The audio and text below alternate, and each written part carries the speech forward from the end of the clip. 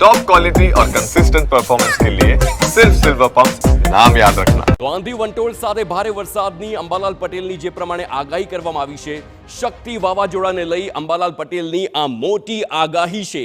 વાવાઝોડું નબળું પડતા રાજ્યમાં આંધી વંટોળ અને વરસાદ રહેશે તે પ્રકારની આગાહી કરવામાં આવી છે।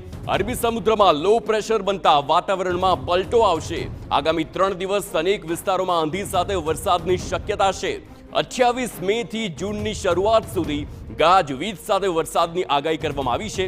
દક્ષિણ ગુજરાત, સૌરાષ્ટ્ર અને કચ્છમાં ભારે પવન સાથે વરસાદની શક્યતા વ્યક્ત કરવામાં આવી। મધ્ય અને ઉત્તર ગુજરાતમાં પણ ગાજવીજ સાથે વરસાદની આગાહી કરવામાં આવી છે।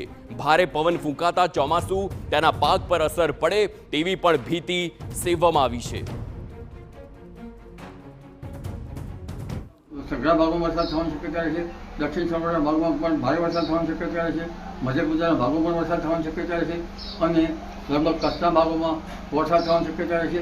હમણાં આ સિસ્ટમ લગભગ તેના અવશેષો કચ્છના ભાગોમાં આવવાની શક્યતા રહે છે, જેથી ઉત્તર ગુજરાતના ભાગોમાં પણ હમણાં કોઈક ભાગમાં આંધી વંટોળનું પ્રમાણ થાય છે અને ક્યાંક વરસાદ થવાની શક્યતા રહે છે।